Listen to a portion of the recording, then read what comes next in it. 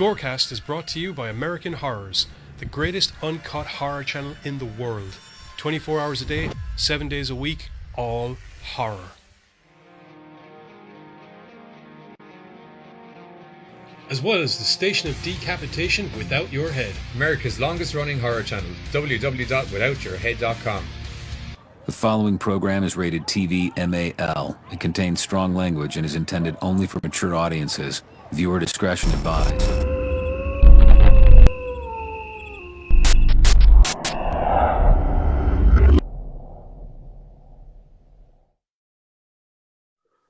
What's up, Gorecasters, and welcome back here to the Gorecast with me, Johnny Deadly, and my homeboy from across the city, the Giz. Yep, just up the road and a little bit to the left. Ish.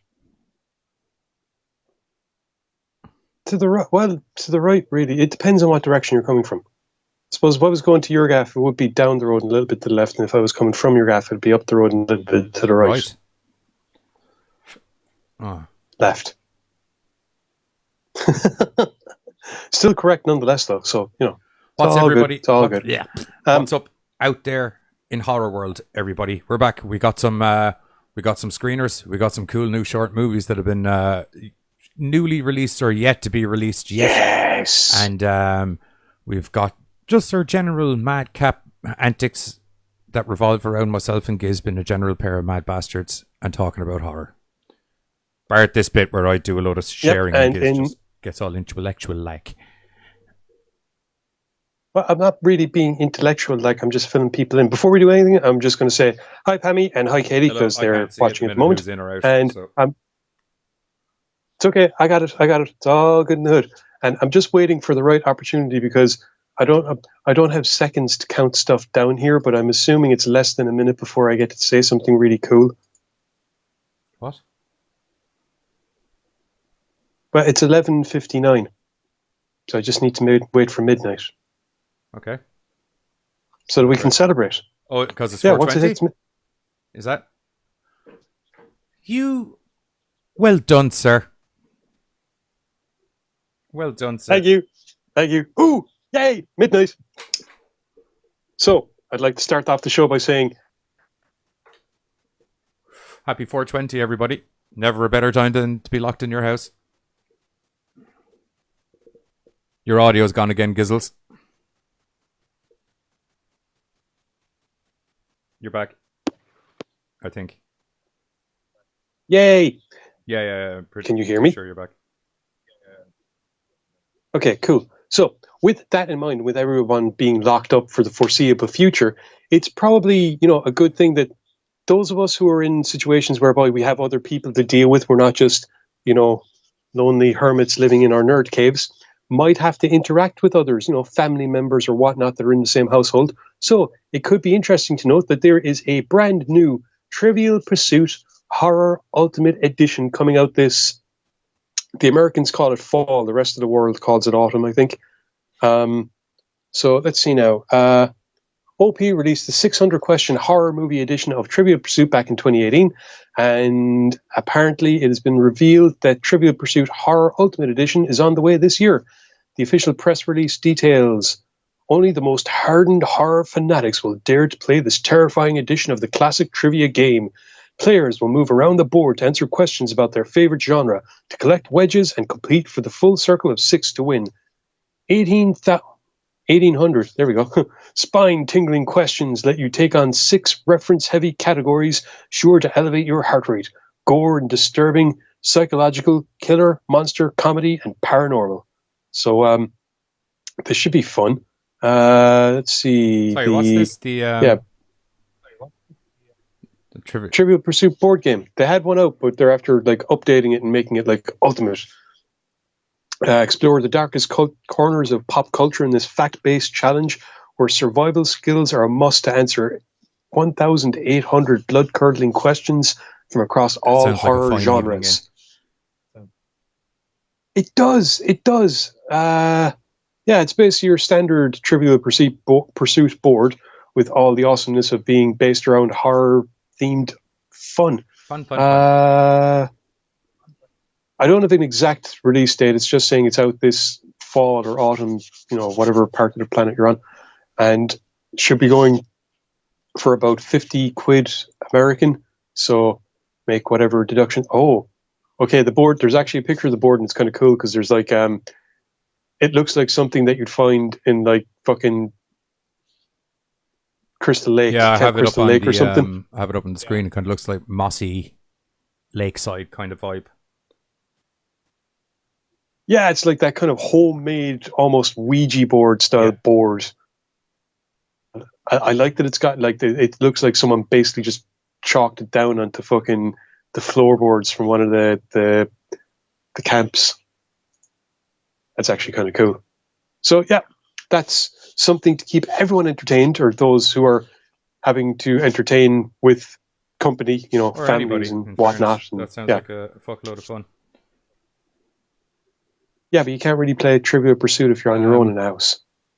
Well, you can, but you need multiple personalities, sure you and could it's do it difficult to over- keep track of. I'm sure there's a way of playing it over Skype or something, maybe.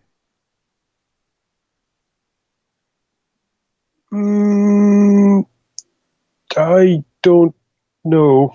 Anyway, on to the next bit of interesting news tidbits. Comedy horror legend Sam Raimi has officially signed up to direct the 2021 releasing Doctor Strange in the Multiverse of Madness. So, yeah, we're going to be getting more. This film is worth noting because you could see a lot of stuff coming from this movie, which will have massive implications on Marvel's cinematic universe as it moves forwards. As I said, Sam Raimi is down for directing. It's going to be getting, it's at the moment, it has a release date of November 5th, 2021. It was originally scheduled to be like May 7th, 2021, but what with the plan to be changed. Let's see now. Look who you're talking to. Benedict Cumberbatch will be back as Doctor Strange in the sequel. It's Benedict Cabbage Patch. Get it right. Pretty sure that's not right either. It's Benedict Cucumber. No. Cumberbatch. Funnily enough, do you want to know what I think? Do you want to know what I think is awesome? The fact that his co-star Benedict Wong plays Wong. That's always nice. That's just, it's brilliant, and he's awesome at it. So yeah, this is also going to have Elizabeth Olsen in it as a Scarlet Witch, because she's going to do an oopsie. And I can tell you now, without reading anything about, I know what this oopsie is. Read anything. I haven't read anything, okay? Barring the fact that this will lead directly into the upcoming TV series WandaVision, which is basically set to be a TV show about the Scarlet Witch and Vision from the Avengers movie. So given the kind of funky-ass powers that Wanda has, I reckon she's going to rip a hole in reality. Doc Strange is going to have to get involved because she's trying to get back the love of her life after Thanos kind of killed him. This will lead to mutants finally being brought in to the MCU properly. If anyone out in the audience does have suggestions on how you are supposed to pronounce his name properly, drop him in the chat below. Pam said it's Fumberwatch or Fumberwatch. So I think that's a winner so far. That is a good one. I wasn't overly unhappy with the Boomble Diddy felt the patch. Nice one, Katie. Bobble Diddy felt the patch. Huh. Yep. What was I going to say? I wasn't overly disappointed with any of the Raimi. No, that's a lie. I was very disappointed with the third Raimi Spider-Man, but the other ones were good. It did not happen. Well, that wasn't his fault. They were like, we want to put Venom in there. I don't want Venom to be the guy. I want it to be Sandman. No, you're going to put the big spider dude in. And what's worse is this is what Venom is. That is nothing like that has nothing to do with any version of the Venom character that has ever existed. But why is Peter Parker a fucking shit stain emo? He didn't want to do Venom because he was more familiar with the Sandman character. That was very much studio interference. I won't have anyone speak ill of my Raimi. That was actually... I'm going to acknowledge the existence of the third movie briefly for 1 minute. Sandman was the only actual character in that film. Yeah, he actually had backstory, development, and depth. As opposed to fucking Eric Goddamn Foreman playing a character that was originally cast as Arnold fucking Schwarzenegger in the 90s. Take that symbiote off. Not a joke. not a joke. Like, they wanted Schwarzenegger to play Venom in the 90s, and instead we get God's damned Foreman. Sorry, I stood up in the who cinema did and they want to screamed. have play him in the 90s? Schwarzenegger, because Eddie Brock, without the suit, is a big bastard. Ex-American footballer. No, Eddie Brock is not an ex-American That's Flash, footballer. Sorry. Flash Thompson is the ex-American footballer. Eddie Brock, however, is a muscle freak. And that was before he got You can't bonded take with the good suit. photos unless you're able to clothesline people, clean off the top of a building. That kind of vibe? Well, for Brock, it was actually, funnily enough, he didn't like bullies. Oh, okay. Like, Brock is actually an idiot, but a good guy. Like, his entire driving force is he wants to be a good guy, stand up for the little guy, that kind of thing. Unfortunately, when he became a journalist, he let that get a better of him, and he ended up fucking himself when he framed the wrong guy for the Soul Killer murders, I think it was called. And then he got found out, and then he got fired, and he got bonded to Venom, and then he went cuckoo for a little bit. But it was all good in it. Cocoa Puffs. Crazy Puffs. Anyway, so that's Doctor Strange in the Multiverse of Madness, which is going to be interesting and fun. And like I said, will have big repercussions for the Marvel Cinematic Universe moving forward, and will directly leading to the WandaVision TV series, which is going to be up on Disney Plus at some point, probably later than they wanted it to be. No, what, Disney Plus? No, One Division. Sorry, not Disney Plus. WandaVision makes perfect it's sense. One Direction for me. I'm expecting a kind of a boy band. No, I'm expecting an interdimensional smorgasbord of the Scarlet Witch going crazy, trying to... We've come here to stop you. There was a brief teaser thingy that's put up, and it looks like Wanda is like channel surfing through realities, because there's all these different versions of her and Vision together, but it's all sitcom stuff. Oh dear. Yeah, so I think it's going to be like one of those head explode series. Sounds like a bit of a hoot nanny to me. Yep. Anyway, yeah. The next story, which is going to be which? Because I thought the next story was Cry Havoc, but you did Doctor Strange. Yeah, it is. Okay, so you're doing Cry Havoc next? Oh, sorry, I never moved the thingy, and I just did the no, thing. it's okay. Yeah, but my Cry bad. Havoc's the next one. And let's slip the dogs of war. Okay, Cry yes. Havoc. There we go. Yeah, sorry about that, That's okay. dude. It's okay. My bad. Even while sharing things out, my fast fingers were able to handle all of the extra workload. Don't worry about it. What a lucky girl Pam must be. Anyway, Charles Bronson looked like you've seen me. You've seen me type. In glory. Let your fingers. If anyone's do ever the seen talking. Bruce Almighty, where you're sorting out those emails, that's me typing essentially, just aggressively and hard. Like that is not the way I. God damn you, Giz. I'm just going to have a quick look in the comments section. It looks like you're safe so far. Looks like you're safe. They're on a delay, remember? The last thing was Buzz agreeing with me about how Eric Foreman needed a foot up the ass. Dude, that movie was so cheesy. I'm surprised they didn't get that line in there, to be blatantly honest. Oh, God. Anyway, Charles Bronson lookalike Robert Bronzy is set to star in the gory slasher Cry Havoc, which has recently been announced as being directed by Rene Perez and is a sequel to his... Now I know who you're on about. Yeah. They did a remake of Bronson with that guy. There was it wasn't literally a Charles Bronson movie remake, but it was essentially a Charles Bronson movie. I remember there was a film. It was a Charles Bronson movie with this guy in it to make it look. Yeah. Cry Havoc is actually a sequel to his Playing with Dolls Havoc. An ambitious reporter is given an exclusive interview with one of the FBI's most wanted. She travels to a secret compound to meet the wealthy voyeur who is suspected of having paid to secure the release of the psychotic serial killer known only as Havoc. Naturally, Bronzy plays a rogue policeman who may be able to stop the monster. Nice. Is there more? He's a cool-looking monster. I'll tell you that straight out. Man, if I did not know that was not Charles freaking Bronson, isn't it? It's kind of disturbing. Well, supposedly everybody has a doppelganger, so...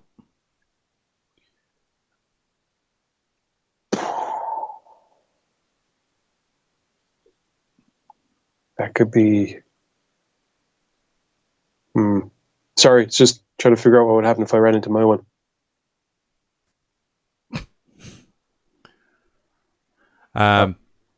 Okay. Next up on the news list, Anyway. and lastly, but not leastly, What? or is there more? Sorry. Well, no, it's just I thought there was a It's trailer been for Graphic. playing the entire time we've been talking, homeboy. Oh, right. Sorry, I'm looking at news as opposed to I looking at had Facebook. a feeling that when I've been saying the word active window, certain people didn't understand what I was on about. Do you know the big massive... Do you mean me? No, other people as well. Do you know the big massive hole in the wall that is filled with a TV-like substance during our live streams? That's Yes. the active window. So that's where those things play.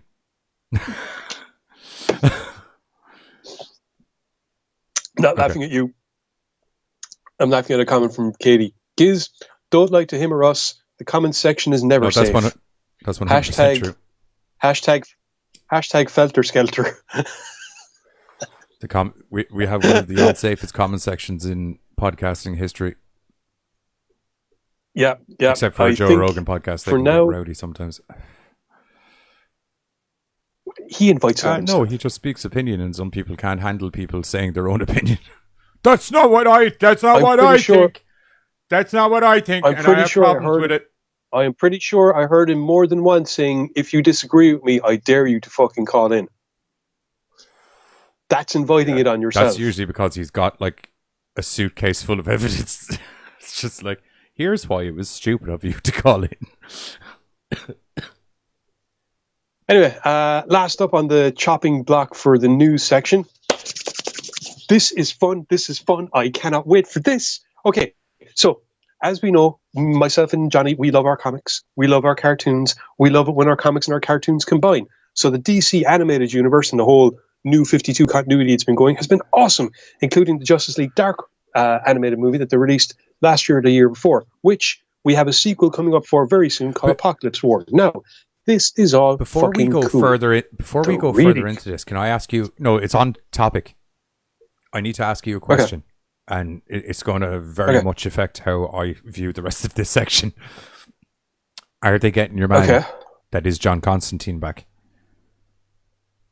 I don't know. I haven't read any of this yet. I'm reading it now. And actually, no, I severely doubt it since he plays Constantine in Legends of Tomorrow, and this is being done by HBO. Different stuff altogether. Now, if you give me a minute, I can give you the information as I read it. Is that okay with you? Fine. Okay, cool. Right, so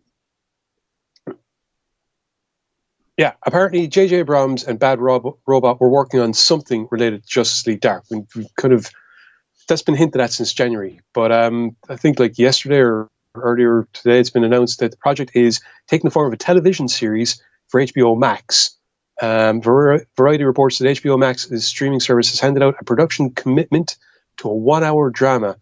The series will be set in the Justice League Dark universe. The site notes, no further details are currently available about the Justice League Dark series, including which characters will be featured in the show.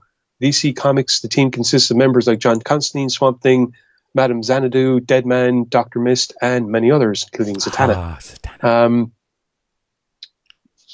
Abrams will be producing alongside Ben Stevenson and Rachel Rutledge. Try saying that 3 times fast, or Rachel twice Rutledge, even. Rachel Rutledge. Anyway, the Justice League Dark team was introduced. Oh. Yeah, no, that's not. I love how the audience are able to feel the learning as you express the learning. It's just going on about how this particular team was introduced in 2011. There had been talk of a live-action movie for ages. Guillermo del Toro had been attached to direct. Nothing came of that. And then in 2017, was when we got the Justice League Dark animated movie, which fits in nicely to that awesome DC animated New 52 movie continuity that they do, which is fucking brilliant. Okay, so just briefly, because it's also HBO Max and because you're a big fan, those of you that are into The Shining would be interested to know that Overlook is a series also in production by J.J. Abrams and Bad Robot for HBO Max. It is going to be a prequel series looking at the history of the Overlook Hotel. And like with Justice League Dark, so far HBO Max has committed to a 1 hour drama. So basically, both of these shows are getting pilots. Okay. So we'll have to see what way they turn out. Both of them are being done by J.J. Abrams and Bad Robot. Hopefully, they both get full things, because I don't know about Overlook, but definitely I want to see I want a Justice League series. I want a Dark Justice League series. I really want them to get that Constantine guy in. It's just he's Constantine. Yes, he is Constantine for the CW. Yeah, I know, but I'm sure. Now, weirdly enough, the fact that he voices Constantine in That's the angle I'm coming from.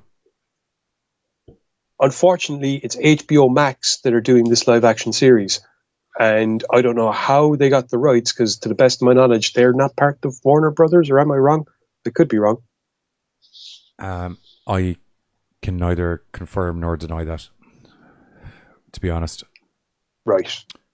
Fair enough. Anyway, onto the review segment of this week's show. Segment of this week's show. I don't know why I said that like that. Neither do I. I'm looking for...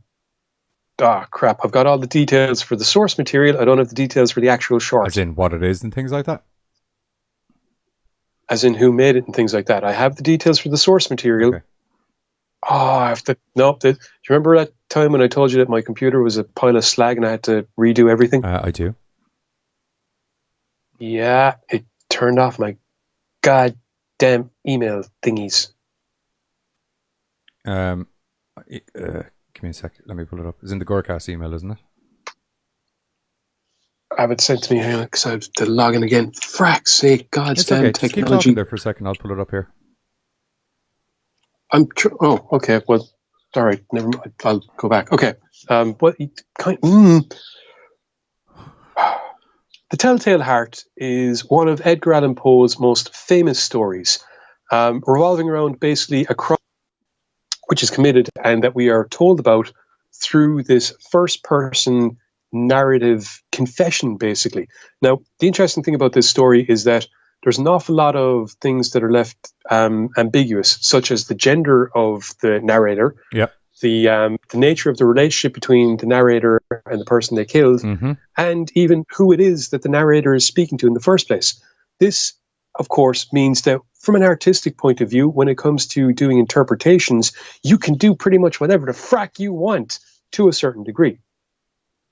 The Telltale Heart itself is the story of a murder that is committed. Now, interestingly enough, the whole point of this is that the narrator is not trying to defend the act that they committed, but is instead trying to prove to his or her audience, whoever it is, that they are a sane and rational person.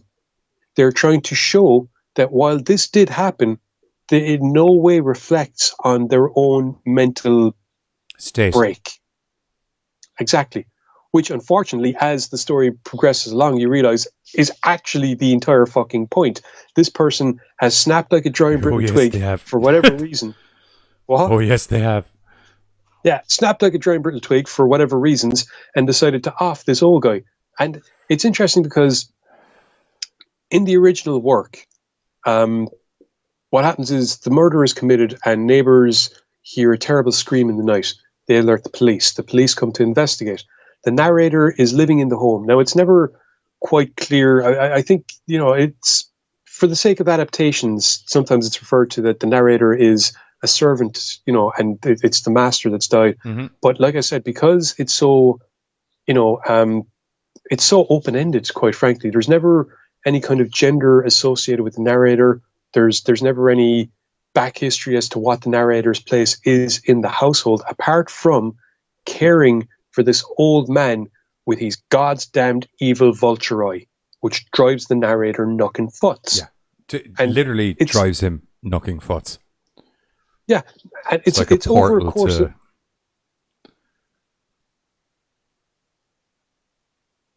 Go on. You're going to finish your sentence? No, you finish yours. But you were the one that said it's like a portal to... He interprets the eye like a portal to somewhere, and it drives him fucking mental. That's the visual interpretation I picked up from it. Yeah, well, it's the old adage of the evil eye. That's clearly the old person has like got a cataract or something in their eye, and it's always just there and watching. And Or does he? this drives the. Well, yeah, because it's described as I know, being a I know, vulture. Like the description is a cataract. I was just trying to add some mystery. The real mystery is like it's clearly a slow boil in regards. The narrator says that this is something that they were thinking about. While the old person never actually did anything, was never cruel. In fact, the narrator has a tremendous amount of affection for the old the old 100%. guy. It's just that over time, the eye and the circumstances and everything wanes, and the old guy looks upon him quite affectionately as well, and that I'd literally be lost without you, and you helped me out. There's quite a good dynamic of a relationship between the two of them, explained in the opening prose of the piece. Yeah. Now the over time, like I said, the narrator snaps for several days to try and dispel the evil eye. I guess he kind of peeks on it, shines a light on it, and on the 8th day he's caught, and then just hits the fuck it button basically and goes fuck it, and attacks him, smothers him in the bed, quickly dismembers the corpse and buries it under the floorboards. Fine, that's cool. Now, as I said, the neighbors hear a scream. They alert the cops. The cops arrive on, start asking routine questions. Now, in the original piece, to the best of my knowledge, there is no overt suspicion on the part of Johnny Law towards the narrator, apart from the obvious bit of something happened here, everyone's a suspect, but there's no hard They press. heard a scream, the old man's missing, and you're the only one that's ever in the house. But the explanation is the old man has gone to the countryside to basically chill, because that's what he does, and the scream was me waking up from night terrors because, I'm sorry, that's what I do. In the original work, like I said, there's no overt suspicion from the law. Instead, the guilt of the act is what weighs on the narrator. They start to hallucinate, believing that they can hear the heartbeat, which, by the way, was always something that they heard when they peeked in on the old man asleep. So this heart starts to beat up through the floorboards and just drives the narrator to start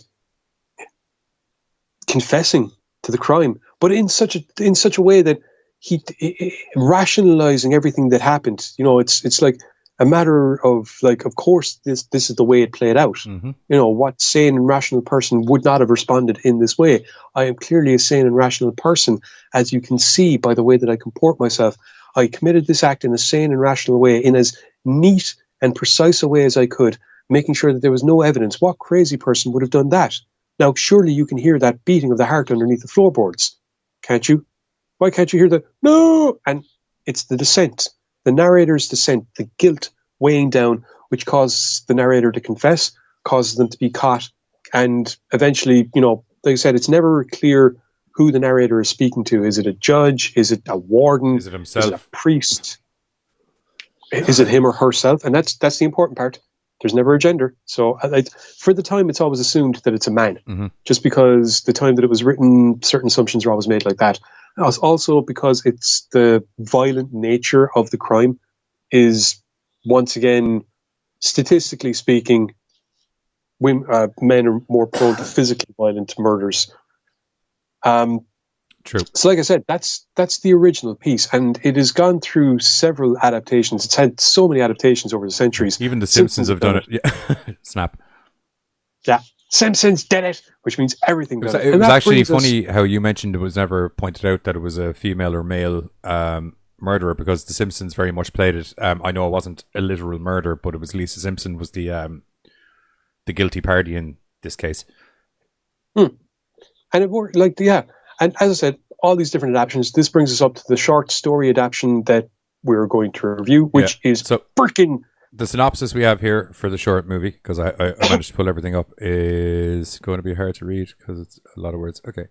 Adapted from Edgar Allan Poe's original text, this original psychological thriller story has been reimagined in the mind-blending, pulse-pounding, blood-disgusting short film, following the narrator, played by Sonny Grimsley, who is haunted by the evil eye of the old man. I feel we've synopsized this good enough already. What I do want to read, though, is there's a bit in the director's bio which is just goddamn impeccable.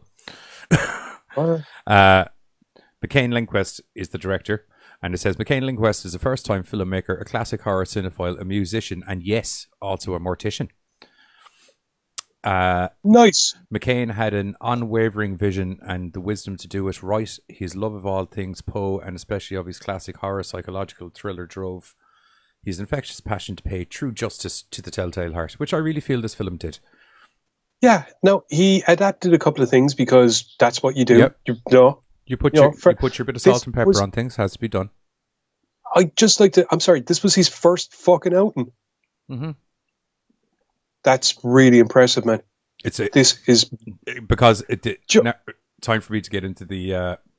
This is just okay. Yeah. Just briefly before you do, right? You know the way I love I love audio dramas because it's an audio dramatization. The best way to describe this is it's a visual dramatization of Edgar Allan Poe's work. It's just the way that it's fucking done is yeah. The cinematography and the shot transitions and the way they bring you through this movie feels like you're nearly working on a heartbeat as it's going.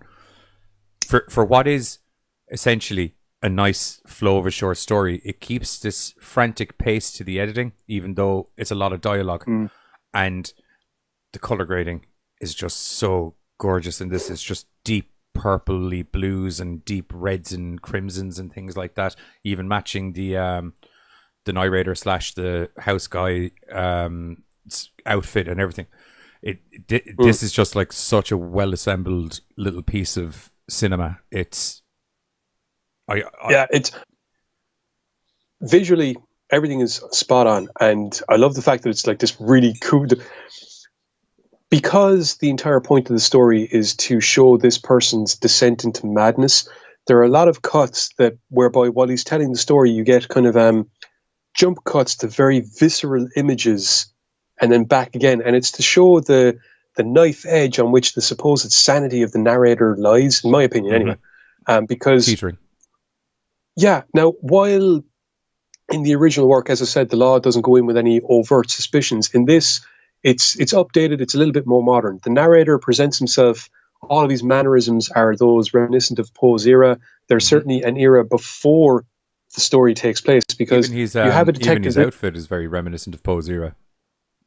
Yeah, and his mannerisms, the detective and the cop that go to question him, they comment on this. Now, a couple of things that I kind of went, the detective is very much 1930s gumshoe, and that's grand. But then later on, we have things that are a little bit more modern tech. Yeah, you have the female police officer who seems very modernized, I would say.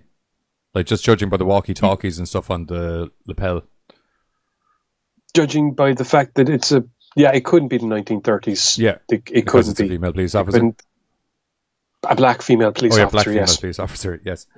That was the big one for me. I was kind of like, but these would be parts of the modern interpretation of the film. I liked how they kept the main guy solidified in the kind of the Poe-like era, and it kind of also lended to his mental snap to a certain degree, because he stuck out like a sore thumb in this. It lends credence to his eventual snap like a giant brittle twig. Plus, once again, because of the way he tells the story, we're presented basically with his confession to the cops, and once again presented as in he believes himself to be perfectly sane and rational, and this is what he is telling them. I'm a sane,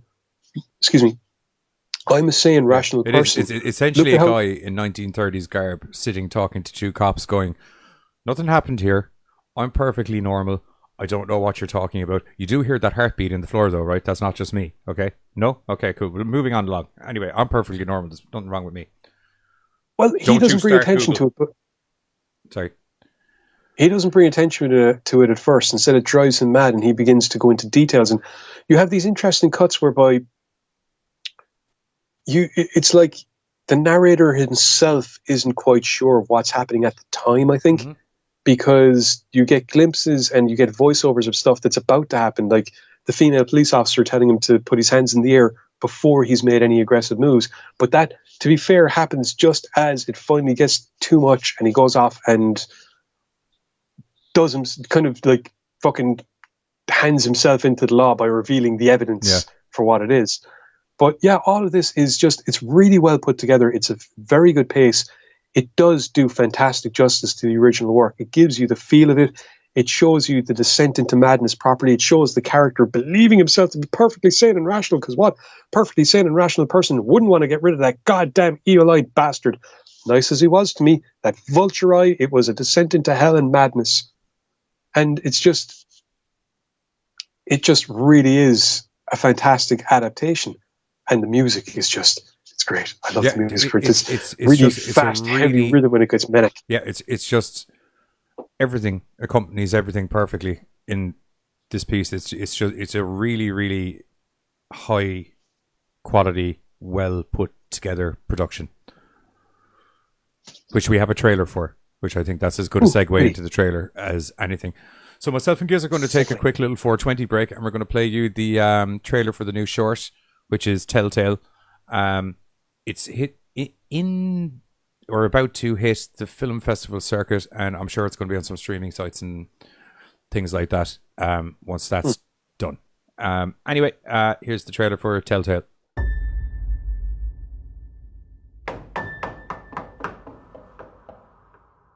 Sorry to bother you.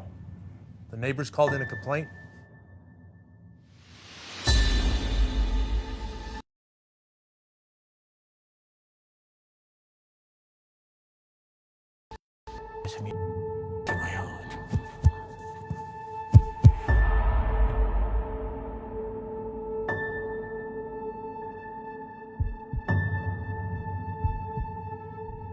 We need the whole story. I hate the way he talks. It's like an old movie.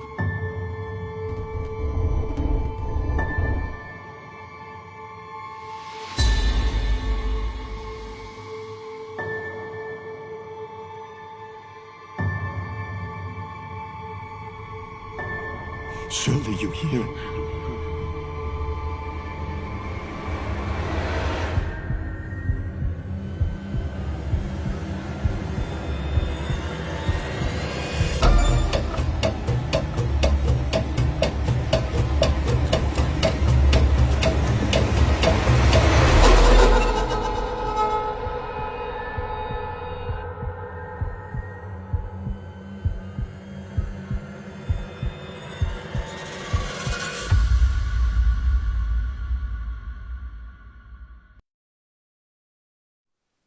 And we're back. That's the trailer for Telltale.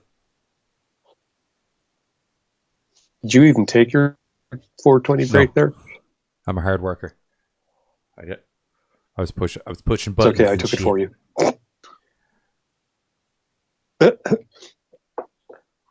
Apparently some of the people in our comments feed are already impressed with the trailer. Doesn't it? And the short, it was just so good. It was just... Jesus Christ.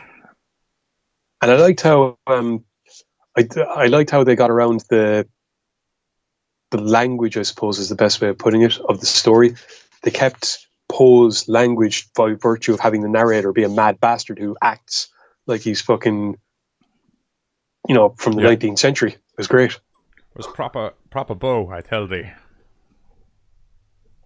Anyway, next up, we have available on Shudder currently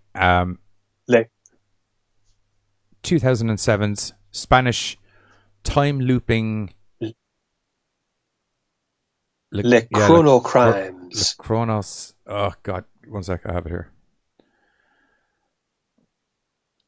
Yeah, I'm looking. Chrono. Los Chrono Crimes. Chrono Crimes. Yeah. This is called Time Crimes because it's easier. Which is Time Crimes. There you go.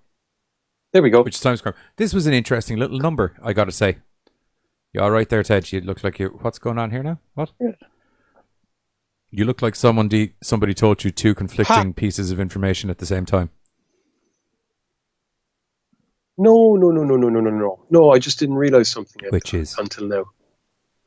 It was written, directed, and stars Nacho There's a pen Vigalondo. knife. That's a pen knife of a man right there. Nacho Vigalondo. You know the scientist? Oh, okay. He's the writer and director. He was really good. He was really good. He was fantastic. Well, I suppose He was before we get really, into the plot, really good. we can kind of talk about the performance and stuff. This was a bloody good movie.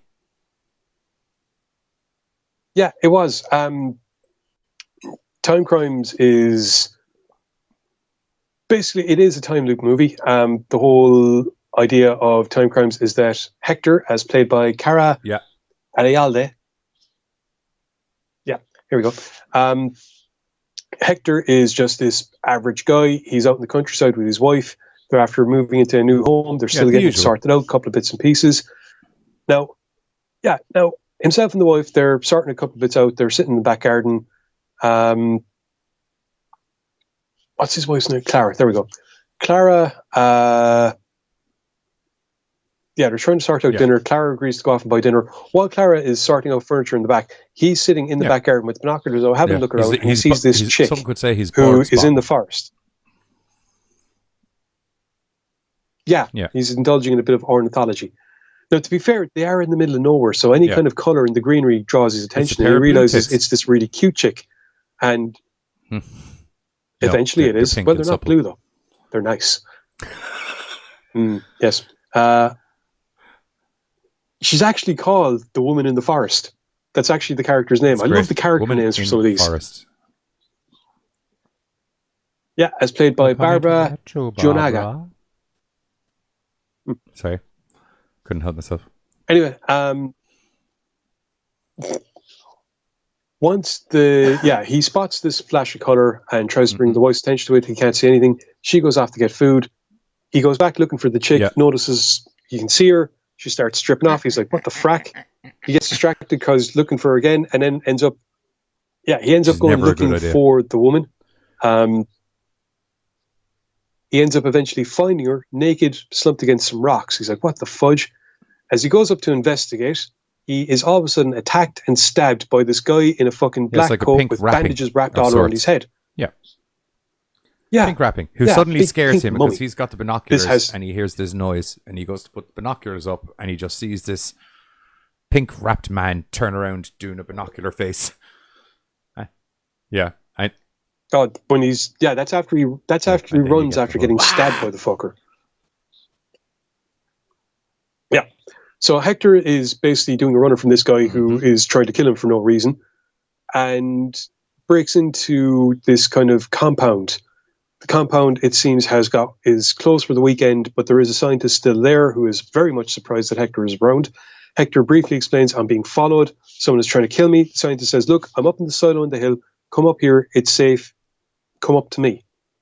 He goes up to the scientist. The scientist says, look, there's someone Hector explains there's someone after him. The scientist says, look, hide in this thing, and shows him this big vat that he's working on. Hide in this.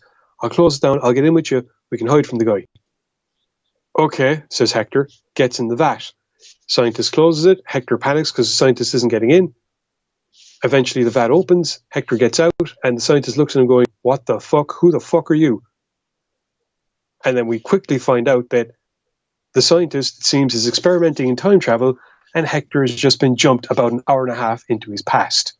This begins an interesting time loop scenario whereby we find out over the course of the film that, if someone had just fucking stayed in their back goddamn garden and not done stuff, then he wouldn't have had a really mad fucking day. But the story does evolve really, really well. You're not quite sure what's going on. And even when you think you know what's going on, it turns out there's more going on than you suspected because it's a time loop. So, why would it just be the one situation? Why would it ever just be that easy? The explanation for how this whole time loop has come into fruition in the first place is a fucking doozy. Yeah, it's like you couldn't have waited. You just decided because you were going to be around. Well, I mean, kind of, yeah. There's not. We never actually get an explanation for the initiating event when you think about it, and that's the paradox to this one. This doesn't work on fucking multiverse theory. No. This is straight loop, which is paradox theory, which is interesting, but Time Crimes is really well put together. You are left wondering what the frag is going on. You do obviously know it's a time loop of some kind, but it's seeing how the story unfolds, seeing how each situation was brought about, because when you deal with these things, it means then you can have an end result before you see the causality. And that's what we get here. We get end results, and then we get causality as the film moves on. And then we get more causality, which kind of, sheds a light on why something happened earlier on in the film and how it happened in a certain way. And then there's a twist in it where you're kind of like, oh, you sneaky bastard. And then you're kind of like, At the end of the day, I do have to kind of look at Hector and go, you actually are a bit of a dick, Hector, just because you could have handled that differently, but you didn't. So regardless of the fact that fate might have stepped in, and but overall, it's an interesting film. It's fun to watch. As we said, look, acting was really good in it. I have to say, if you were to pitch me just wrap some bandages around the dude's face, I would have been like, I think we need a bit more than that. But it was actually quite an effective guise when this guy pops up out of nowhere. It's really cool. There's so much flopping between characters because of the way things goes that it's quite interesting to watch one guy, how he ends up being the other guy, and the whole thing of that. I liked how he used knowledge of events to kind of he knows that somebody's going to say something at a certain point, so he uses that to his advantage when he says something later on. Setting up for He's a crazy person. He saw you earlier on. Oh, I saw you earlier on. I was looking at you from my garden. Please don't call the cops. Yeah. See, told you he's a crazy person. Suppose we cut into the trailer. Yeah, if as I said, I think it's out on Shudder, if memory serves me correctly. That's where I watched it. Oh yeah, it's on Shudder. There's the thing now at the end of it. So that's where you can go get it. They're handing out 30-day free trials, as far as I know, or something like that. Anyway, we're going to let you see the actual. You're watching the trailer now, but you're going to hear the trailer now and everything. And myself, Giz will be back momentarily.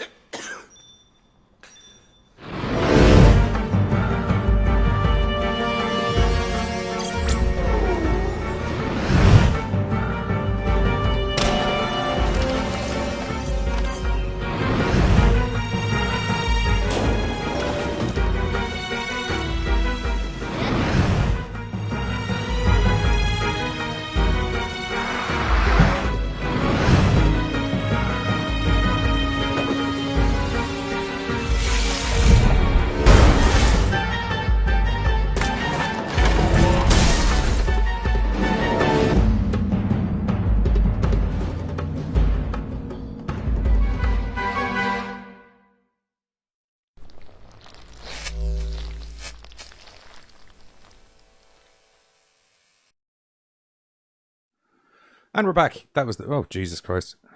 That's still playing. One moment now. Plop. Get rid of that. Yeah, so that was the trailer for Time Crimes, 2007 Spanish little number, which is a lot of fun. Makes you think a little bit about the plot, which I like. It's not just one of these movies that's like, this is what's happening. Yeah, just in case you don't understand the plot. This is what's happening. But it doesn't. It leaves a lot up there for you to kind of figure out. I'll be honest. Yeah, I'll be honest. For me, when it comes to time loop movies, it's usually a case of, okay, well, how did things get to the point that this situation has happened? I like how that was done in this movie, whereby you're kind of like, okay, how in the name and honor of the gods did it get to the point that this is after happening? And what's he gonna, like, what the hell did he do that it got to that stage? And what's he going to do that he's trying to go and get around it. And yeah, this is just a really well put together kind of time mystery, I guess is the best way of putting It's a it. time drama. Yeah. It is. Isn't time You got there always a before me. drama? God damn it. Speaking of Sorry, dramas couldn't resist. and things involving time, our next movie is a goddamn doozy. Yeah. Albeit with one or two slight Yeah. question marky plot holes here and there. I do feel that the solution could have been different. I like the fact that we'll get into that when we get closer to the end, because it's the only glaring issue we have with the movie, which doesn't irk me as much as it appeared to irk you, was there's a slight discrepancy in storylining at the ending that we feel could have been tied up with a slightly tighter bow. Not a discrepancy so much as there was a solution that was presented, and my opinion is that it wasn't the only solution. In fact, it was the worst case scenario solution. There was another solution, in my opinion, that could have worked. So. Anyway. You had to word it that way, of course. Anyway, Blood Punch is a 2014 time loop thriller movie. I should point out there's a reason we're doing loads of Milton, time loop movies tonight, which we'll get to after we finish Blood Punch. I'm sure you can figure out what it is. Yeah. Anyway, this film is about a poor bastard named Milton, who is inside in a rehab clinic when he is approached by this hottie named Skylar, who basically goes in and tells an entire rehab meeting, I'm here to meet someone. The first thing I have to ask is, do you know the kind of warden guard guy who was sitting down reading his book in the corner when they were having the meeting? Do you remember when the hillbilly chick that she essentially said, you just miss your daddy butt fucking you at nighttime? This lady's a sassy lassie. I'm just going to put that out there. But anyway, she goes, the hillbilly chick kind of goes mental. And the security guy comes down and I'm like, where was the security guy when she was recruiting goddamn fucking meth cooks in the middle of the rehab meeting? Funny times. Anyway, eventually there's some guy who used to handle a little bit of meth cooking back in the day, and I think I can sort out your scenario. Cut to what is presumably like 2 hours later, and they're all supposed to be in bed, and he's gushing blood out of his... What? The kind of the older dude. Do you remember when she was looking for the cook? There was a guy... Yeah. So, he goes, sure, you don't even need to cook that. You just mix that shit together. Chop, chop, chop, chop, chop, chop. It'll be perfectly fine. One nose explosion later, they're back over in Milton's house, and they're kind of like, this guy doesn't know what the fuck he's talking about. Is there anything you can do for me? And Milton is a genius. Yeah, Milton is like, no, I'm trying to fucking do my thing. I'm not really down with it. I am a scientific genius that can make up a meth lab. He's the MacGyver of meth cooks, to be honest. You give him a penknife, some elastic bands, a little bit of tin foil. And some over-the-counter cough medicine. Yeah, you get him some Sudafed and some other couple of miscellaneous little bits, and we're going to have ourselves a fucking meth party. There won't be a problem. But he's not interested. So the lady does what the lady does, which is flaunt them women, feminine walls. But no, first she calls him on big bullshit Irish, going, you're just not as good as you say you are, blah, blah, blah, blah, blah, which was the smart move, because like every super genius, he's like, oh, you don't think I'm a super genius? Can we just briefly, right? Because I do believe that this is a primer for what happens next. When she was in that rehab meeting, she's kind of sitting there and she's, they're all telling their stories and sharing around. She kind of goes, you know what your problem is? You want meth. Now, I don't know what kind of crap you were on, but me, I loved meth because, I fucking snorted a load of it. They were all talking about how meth ruined their lives, and she's like, I won't lie to you. I took meth because it made me more alert. I was able to work for fucking hours, and I used to fuck like a fucking champion. I could fuck for 36 hours like my ass was on fire. I don't know what was up with your meth, but my meth was fucking awesome. So she convinces Milton to turn this cough medicine, like you said, by basically saying, you can't fucking do shit. Turn this cough medicine into meth. Then she's kind of like, Milton's kind of like, well, not what now? And she's kind of like, well, what now is this? Come here. And grabs onto him just to test the product. Yeah. So, sure enough, this ropes him in. She informs him that, she is looking to make... Yeah, she gives him a number in regards how much of the base drug they can get, the base ingredient they can get. He figures out what that's equating to. So cool. Well, I need someone to make that in 24 hours because, fair warning, my boyfriend, the mad bastard, the devil himself, Russell, is going to be breaking us out. She tactfully explains now. that the guy that we're going to be working with is a fucking psychopath, and she was like, "Why would you make a deal? He sounds like the sort of guy who'd make a deal with the devil." And then she's like, "No, he is the devil. That's it." And then once all of those things have been alluded, and he's like, "Nah, fuck it. You're pretty hot, and I know how to cook meth, and I'm going to wrangle this. I'm fucking in. We'll do that." And she's like, "And he's my boyfriend." Fuck! God damn it, Milton. You knew what was happening. Yes, but that all happens like 5 minutes before alarms go off because Russell has arrived and she has to go off and make sure he doesn't kill anybody. That giving you an indication. I loved how you didn't need any of this superfluous dialogue. You have the usual, I'm warning you who you're getting into business with. There's no other reformations of, oh, he's done this to a guy or anything, to prove he's a badass. The only line that proves he's a badass is, where are you going? I got to go and make sure he doesn't fucking kill anyone. You know what I mean? And rightfully so, because it turns out Russell's a fucking lunatic. Failed in that job. Yeah, Russell's a fucking psychopath. Although, sorry, we're like, I can't believe he's such a psychopath. She just fucking said it. You and I think everybody while watching the movie, there's an exchange of dialogue at one stage between herself and Milton, where she's like, I know you said psychopath, but I mean, god damn, this guy's another level. She's like, I literally said he's the devil himself. He's the devil himself. And you're like, oh yeah, shit, yeah, you did pretty, shit, you did. Yeah. Anyway, Russell drives them up to this cabin, has, he fucking has a chat with Milton, figures out he's the cook, drives him up to the cabin, sends him with all the stuff. That's fine. That's grand. Milton makes I think it's like 100 pounds of fucking meth, high quality meth. Out of nothing. Well, no, it's not it's out over of nothing. Sudafed and over the counter. Well, sorry, it's over the counter Sudafed and. I don't think it. No, it's not over. I don't think it's over. Russell is able to get his hands on a quantity of the pseudo. From watching Breaking Bad, I know that the issue with Sudafed is you can buy it over the counter, but there's a limit on how much you can buy per store. Russell has managed to acquire the mother load of Sudafed in one load. Now, to be fair, it's quite easy to assume how he managed to do that once we see what his profession is. I would imagine he drove his police car through the front window of a because. I was going to not mention what his fucking profession is because that was actually a bit of a shock. In the trailer. Right. Never mind. He's wearing a police uniform in the trailer at one stage.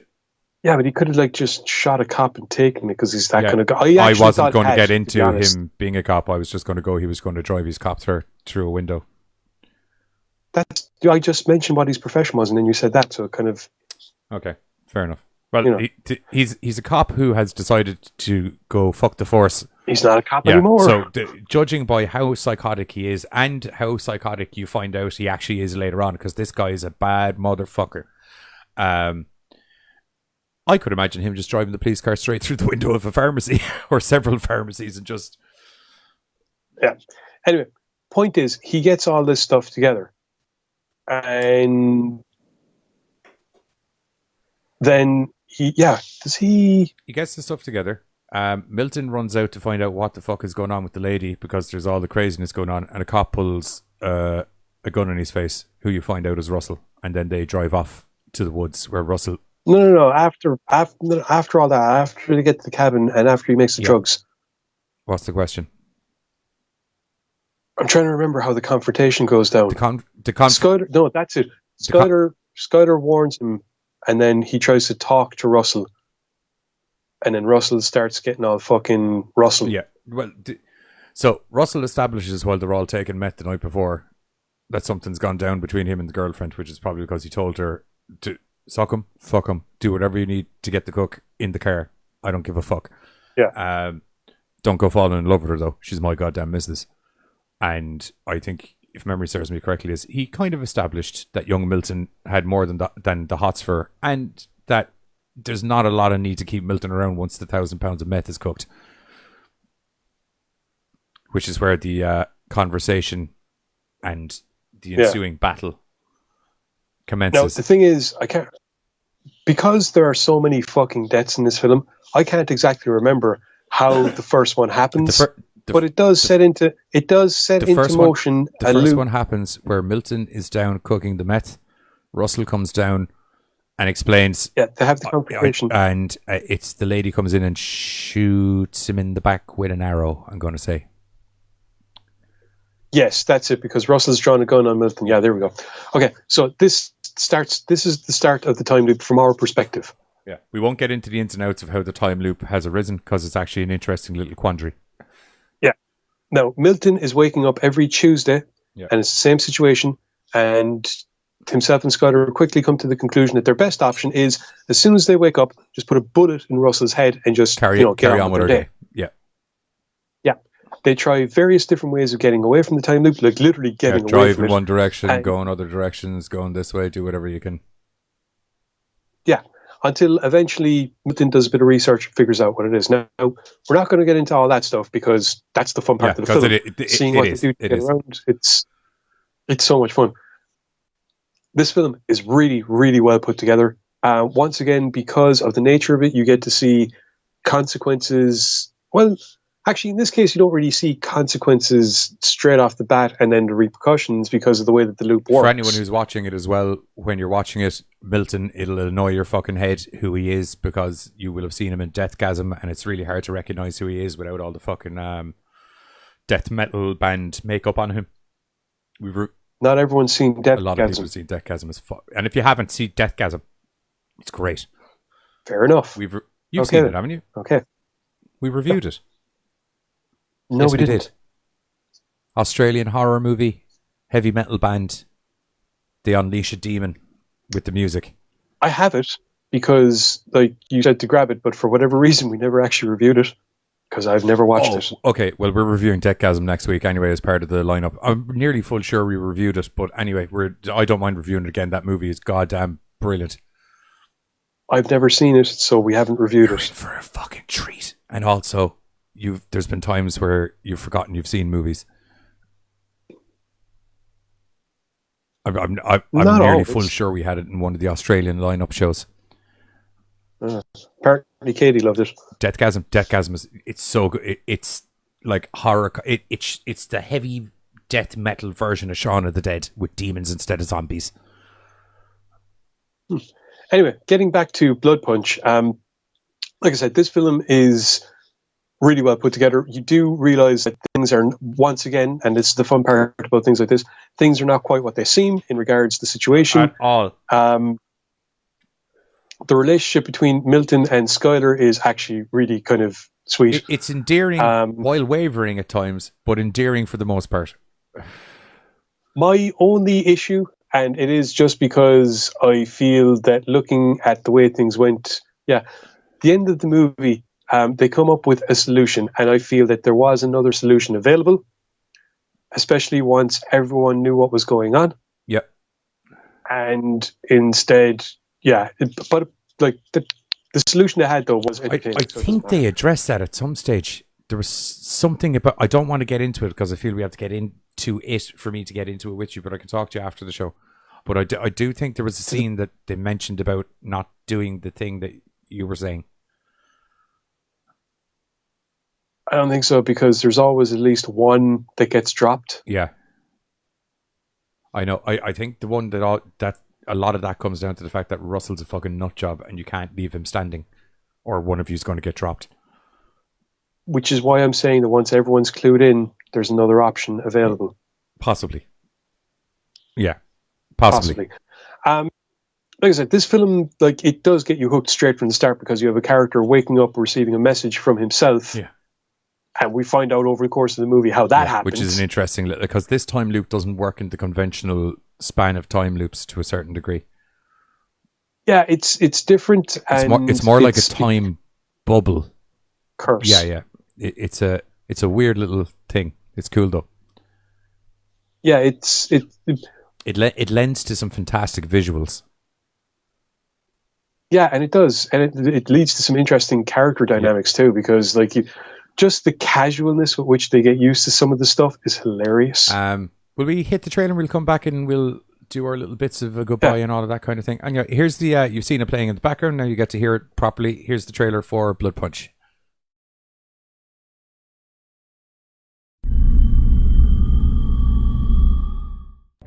So they tell me you're really smart, Milton. Chemical engineering degree, something like that? Something like that? I need to find someone who can cook high-grade crank, and I need to find them fast. One day, and one day only. That's it. You're set for life. But you know what I can't handle? What I absolutely cannot risk is you falling in love with her. Russell is dangerous. A pure 100% psychopath. I'll never get away from him. Not alive, anyway. Well, we've now killed my psychotic ex-boyfriend 3 times, and it would appear that he won't stay dead. Is the universe giving us a cosmic test, or am I just going crazy? Look, I told you, we did this all yesterday. Can't go on like this, Milton. Something has to be done. Well, there must be 10,000 different ways to kill somebody in this place. Let's just try every single one of them and see what happens. No, there has to be another way. You can't reason with him. He's a psychopathic maniac.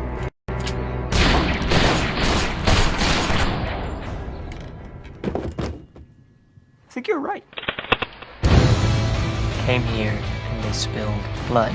So I figures that's what starts this whole cycle. Only one of us is gonna walk out of here with that meth. Russell isn't smart enough to find a way out of this place. But you are. You kill me, or I kill you. Let's just say I'll see you in hell. Leave it at that. Yeah, maybe I'll see you in hell. Or maybe I'll see you tomorrow.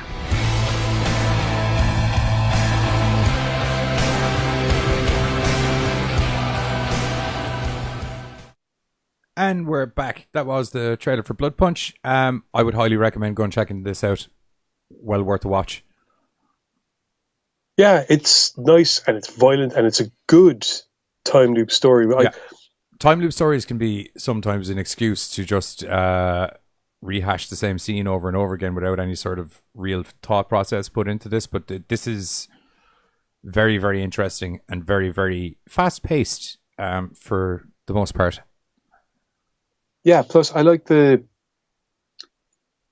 mystery behind why it's happening, how it's happening, trying to figure that out. You have a brief semi-explanation as to what might be going on earlier in the movie, and there's no real other insight into it until the lads start trying to find any bit of info they can about what's going on, basically.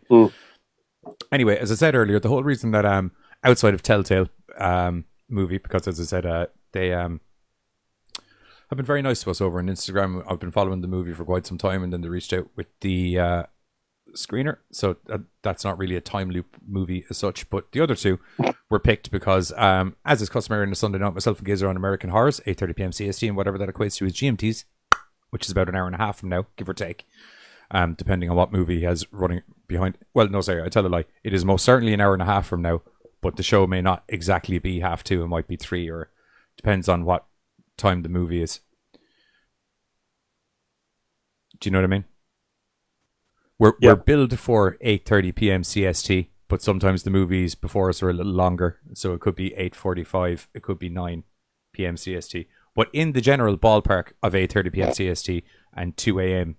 GMT, myself and Giz are on American Horror, so we're going to be discussing time loops as a horror theory in general, and we go into Blood Punch, and we go into time crimes, and there's a little touch of Groundhog's Day, and there's a bit of everything else in there, and make sure to go over there and check it out. And before that, there is a music video premiere from, give me a minute, I need to pull the name up. I saw the video,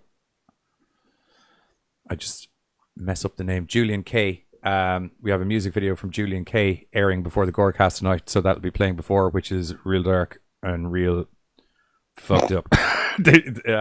Really good. So make sure to check that out. And other than that, here's a trailer for the show on American Horrors.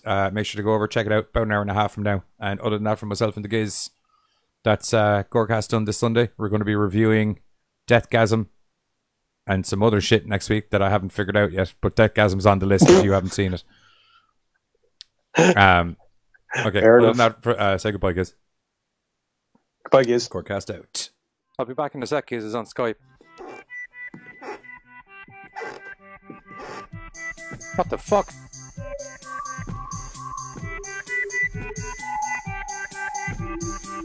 Weird. Ah! Shit. Oh.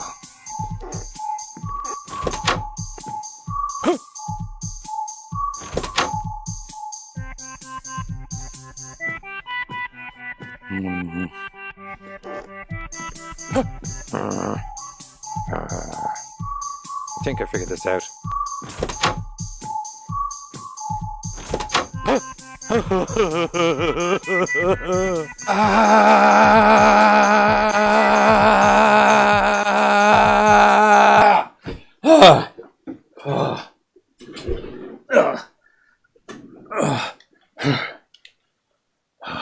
Man, where the snake have you been? I've been trying to call you for like the last 15, 20 minutes or I've been something. having one weird fucking day.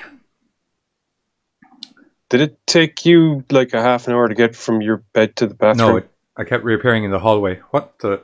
How do you know that? Let's just say you were lucky. Oh.